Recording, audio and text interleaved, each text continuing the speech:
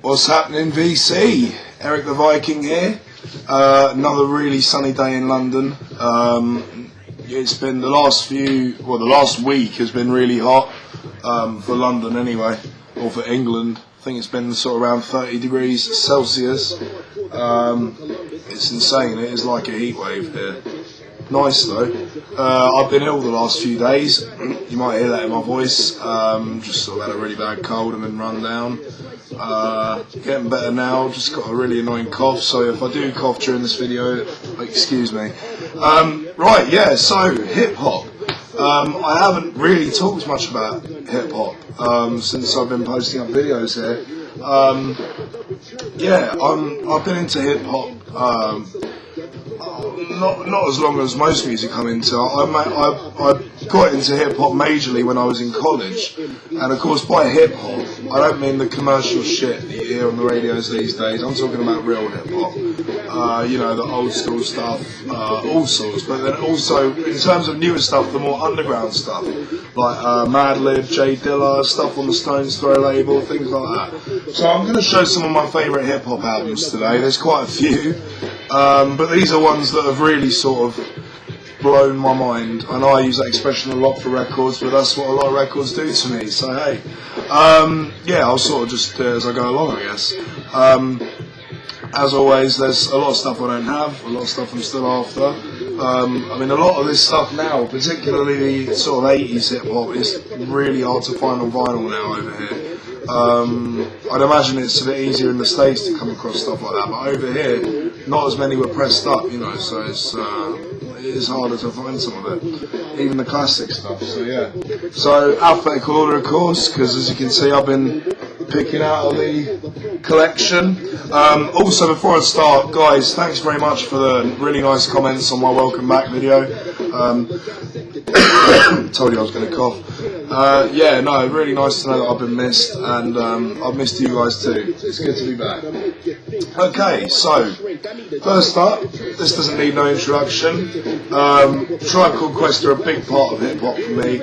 I've got all their albums, and I know most people go on about Low End Theory, which I love, but Midnight Marauders was the first one that really did it for me, and this is still my favourite. It's just brilliant. I think production-wise, this is when it really started getting a bit more, in terms of technology, it was getting a bit more out there.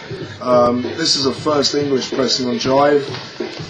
First English pressings of Tribe albums are getting very rare now. There weren't too many of them made up, and a lot of them that do show up now are scratched to shit. A lot of these I picked up when working I always mention it, when working in a record shop in London. We used to get a lot of hip hop in, and we used to, we didn't actually sell it for that much, but you see, trying to find this on eBay, for example. I know eBay's not the best example because it's an auction and it's it's whoever wants it at the time. This goes for silly money on eBay over here anyway. It's just brilliant. I don't know if this originally came with inner sleeves, but this doesn't have them. It's a double. How can you argue with tracks like Award Tour, Sucker Nigger, Midnight, We Can Get Down, Electric Relaxation, Clap Your Hat? It's all good, man. It's all good. If you want a good introduction to hip hop, this is a really good place to start. Really good. Although I did hear Low End Theory before I heard this, but when I heard this, I was like, oh shit, really good.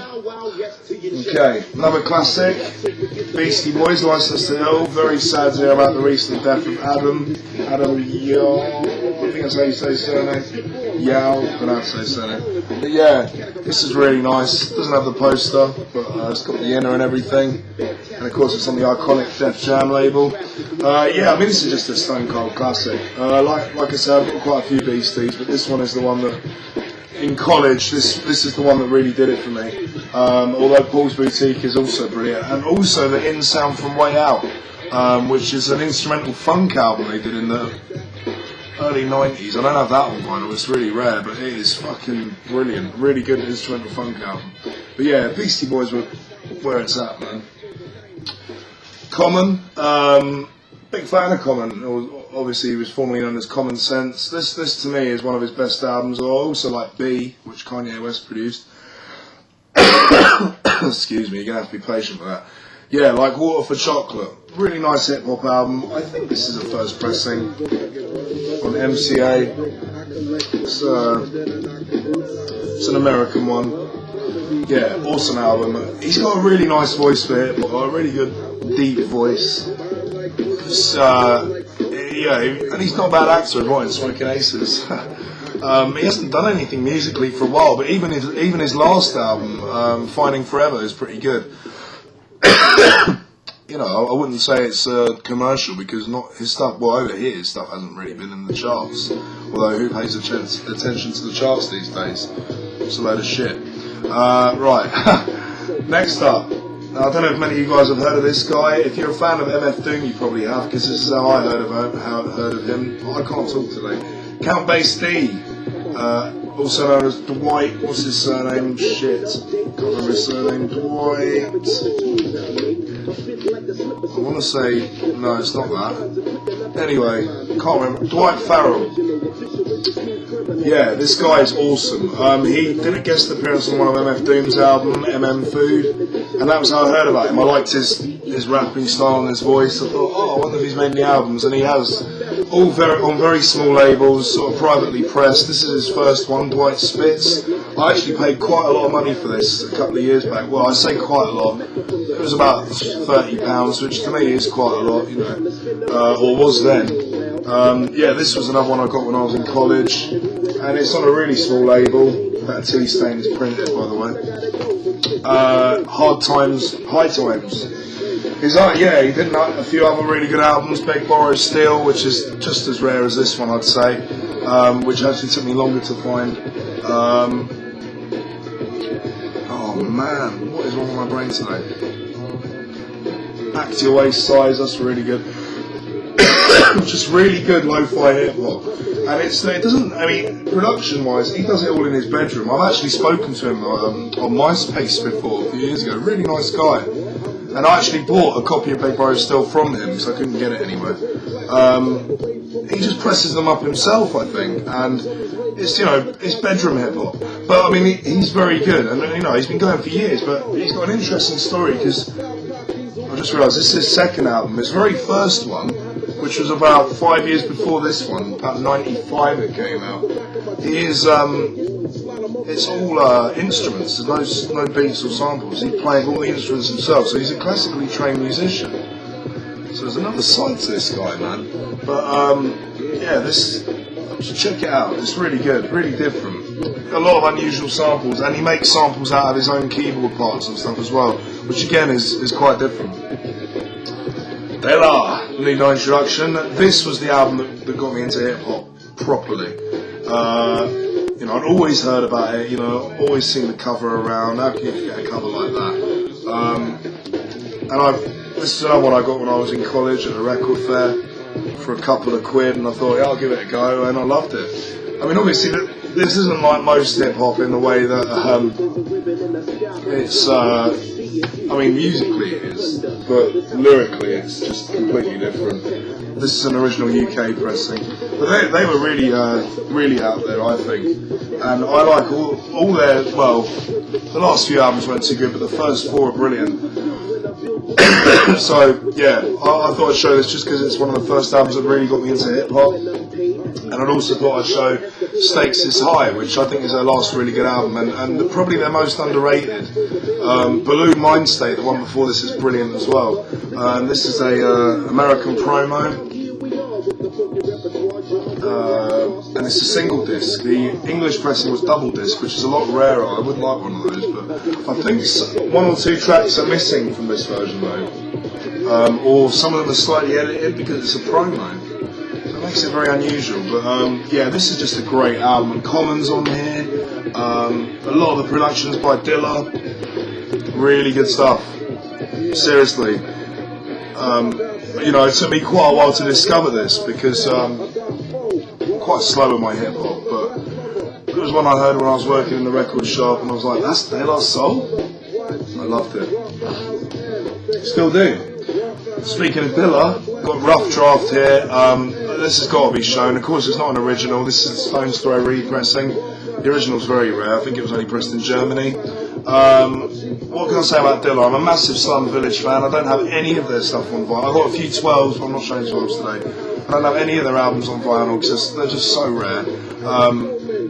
Yeah, Dilla, along with Pete Rock, they were two of the first to sort of revolutionise hip hop production.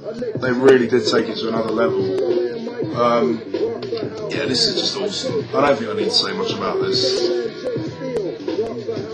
Yeah, I think it's only 3-sided as well. The 4th side's blank. Pretty cool. Also, this has got to be shown. Dilla's last album, Donuts, which I became obsessed with when I first heard it. I listened to nothing but this for weeks because it's mind-blowing. I mean, it's not only that, it's quite emotional because when you learn that he made this pretty much on his deathbed when he was dying of lupus, it really makes it something else entirely. I think he made the whole thing on his laptop, which is just incredible. It's all instrumental, just all beats, but the way he's chopped up some of the samples, like he sampled 10cc's Worst Band in the World on here, The Silver's Only One Can Win, and the way he's done it, he's just so... Oh man, what a loss, seriously. So sad. Yeah, this is my favourite Dilla album, though. And this is probably one of my favourite hip-hop albums. It's just brilliant. Another guy that doesn't get mentioned that often and has been a bit quiet recently, Edan. He's another part of the sort of... He's in there with Madlib and that, but he's on a different label. Sorry about the glare. This is called Beauty and the Beat. And Edan, he's white, which surprised me when I first heard it because of the way he raps and his voice. He doesn't sound white. 2005 this came out on the Tiny Lewis label, who are actually based in London, and I don't even know if they're still going now because I sent them some of my demos last year. Didn't hear back from them. Yeah, it might not be going anymore. But I bought this brand new at the time. How can I describe this album? I mean, the first one as well, Primitive Plus, is brilliant, but this is the second one. He has just sampled psychedelic albums on here, classic 60s psych, a lot of obscure stuff, and then he sort of overdubbed loads of weird Moog parts and shit. He even says in the insert that he's playing Moog on a lot of these tracks. It is like an acid trip, a hip-hop acid trip. The cover says it all, really. I mean, you've got legendary rappers there that he's just sort of pasted on top of guys with wigs, 60s hair. Yeah, this album's amazing. Primitive Plus is really good too. He hasn't really done anything since then. He released a mixtape, which also came out on vinyl, called Echo Party, which is alright. It's a mixtape, it's not a proper album, but Edan, you need to put some more shit out. I know you're not watching this, but Another classic, this needs no introduction, EPMD, Strictly Business.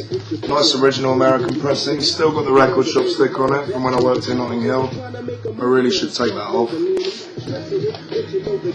Original pressing on Fresh. Yeah, this is great stuff. And again, these are really hard to find here now. I love it, man. You've got all their kit in the background, the old computer monitors there. Yeah. This stuff's great. Awesome. I thought I'd try and make this a quick one, but I can see I'm only on the letter G. It's going to be a long one. Gangstar. Legendary, of course, Daily Operation. This is one of their highly praised albums, although in my opinion they're all good, really. Yeah, very sad about the death of Guru, of course. That was a great loss, man. Yeah, this is an original. Got a big hole in the inner sleeve though, which sucks. English pressing on Cool Tempo. Yeah, these guys are awesome. This is really good stuff. Yeah, awesome album.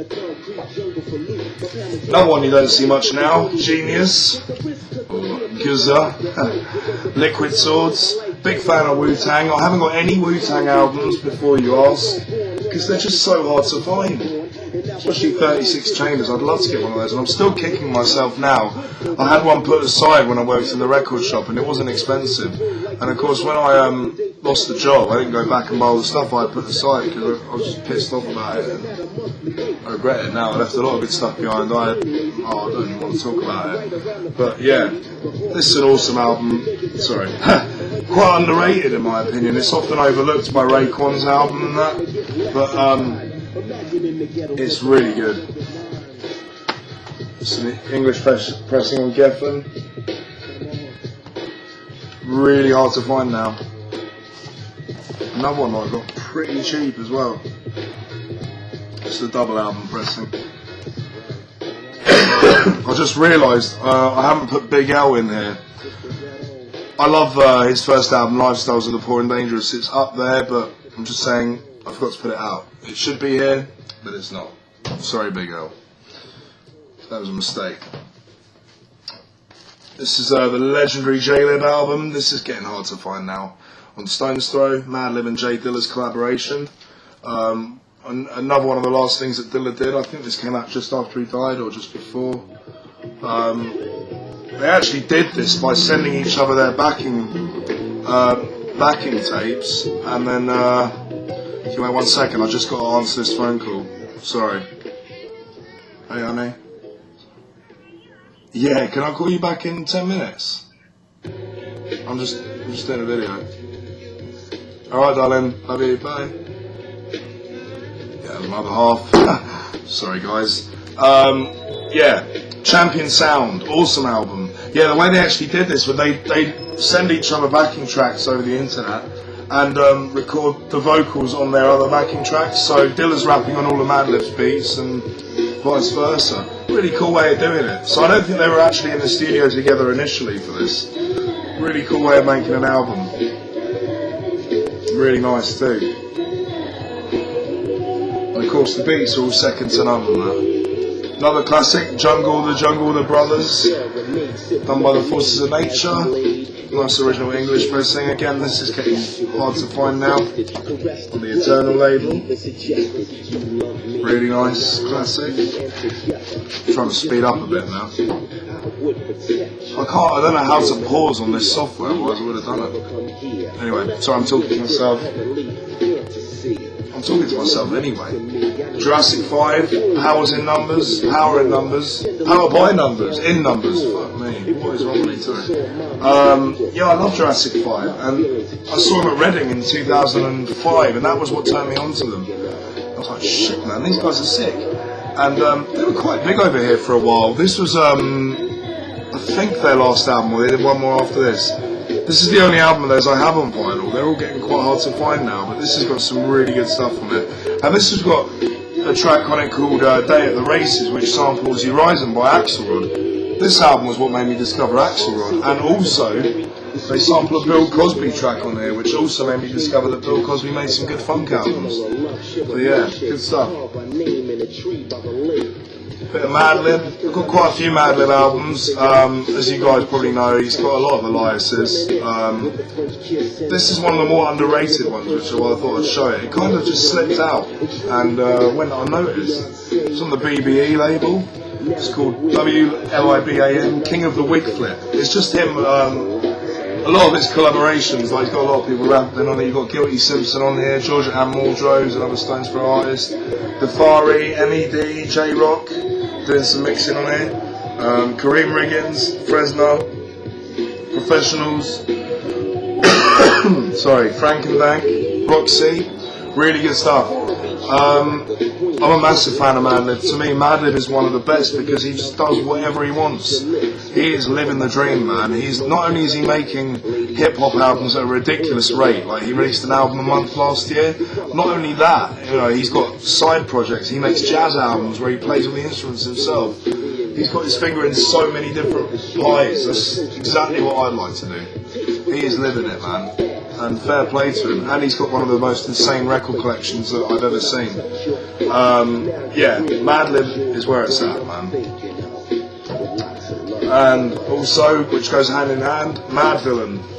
Doom and Madlib. This is probably the best thing that both of them have done, really. Or the best thing Doom has done, anyway. This is just superb. This album was what made me discover Madlib. I discovered Doom first. Oh man, But this album still, I mean, even now, I listen to it all the time. It's just brilliant. Don't need to say too much about that. And yeah, MF Doom, Operation Doomsday, absolute classic. First album, his best album, in my opinion. Just an original pressing on Fondlem. They've been repressed recently, but this is an original. Really nice album. It's just makeshift hip hop. Again, made in his bedroom. Really small label, 1999 this came out, I think. Very hard to find now. Just brilliant. Yeah, this is another album that really got me into hip hop. This made me want to discover more. I thought, well, if there's, because I heard about him because he's on a Gorillaz album, and I think I just said, oh, I recognise that name. You don't really forget a name like MF Doom, and the rest is history, as they say. Just another really underrated album, OC, Word Life. I heard this when I worked in the record shop, and I loved it. It's not a first pressing. I think the first pressing just came in a black sleeve. I don't know if someone knows more about that. This pressing's from 2004 on Reissue Records, appropriately titled. Yeah, this album's great. And I think he only made this one album. Fuck knows why, because it is really good. And this is a really nice reissue as well. It's a nice 180 gram vinyl. They put a lot of effort into it. Really nice.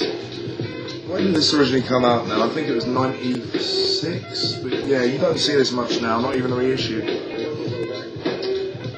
Another classic, not everyone's cup of tea, but I love him. ODB, RIP, man. ODB was just next level. He was just insane, obviously. Absolute legend. Sadly missed, of course. He was a bit too much into his drugs and everything. This is an original pressing of Return to the 36 Chambers, his first album. He only made 2. It's the only good one, really. Nice original American pressing. Very hard to find here now. I paid about £20 for this about 5 years ago. Really nice. That was actually his welfare card, apparently. Not with that writing on it, but that is the basis of his welfare card. Great stuff. Really lo-fi, deliberately so. Really good. Now, Public Enemy, of course, everyone loves Public Enemy. Thought I'd show one album. I love Takes a Nation of Millions, but Bum Rush the Show, the first album, is the one that got me into them. And I think is a little bit better than Nation. Really good album. Sorry, guys. Yeah. Nice original English pressing with the lyrics. Try following that while listening to it. It's good fun. Yeah, really good album. Absolute classic. It's getting really hot in here again. I'm just going to open this window. Sorry, guys. Got a lot of distractions today. Okay, not long to go now. Quasimodo. Again, this is Madlib under a different name. Apparently he made this album on shrooms. Sped his vocals up, so he sort of sounds like a munchkin. So it's this sort of alter ego he has. But this is one of the first releases on Stones Throw, one of the very early ones.